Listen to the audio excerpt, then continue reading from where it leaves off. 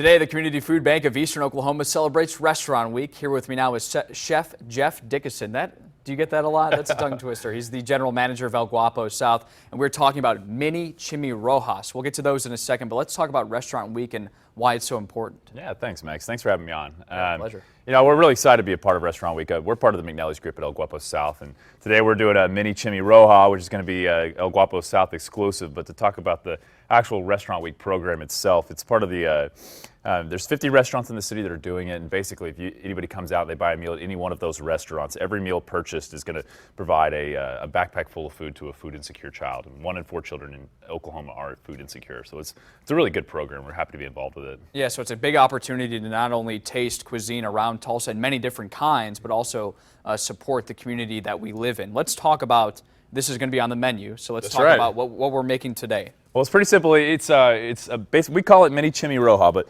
they're like miniature chimichangas, and so it's all about the preparation on this. So the cook's pretty easy, and then it's just going to have some ingredients on top of it. But when you're putting this together, the strategy really is to make it nice and tight. We're going to fold it over, top to top, and here's the secret right here. We have a little mixture of half flour and half water. That's going to seal your tortilla here, so that way whenever it goes into the grease of the oven or however you guys are going to cook it at home, it keeps it from coming apart.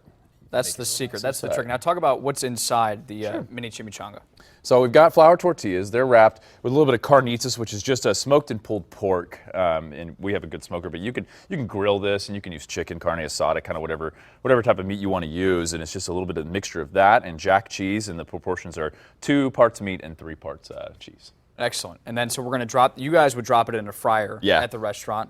We can bake it. We could. What else could we do with it? I guess. No, I like them baked. Yeah. Some people, if they really want to go brave, they can grill them as well. So if you're having like a day where you can just throw them on the grill. I backed off that to see if you would suggest it.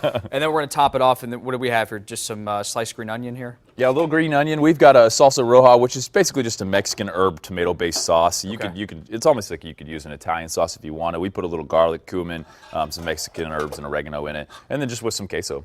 Excellent. Really good, nice, simple dish.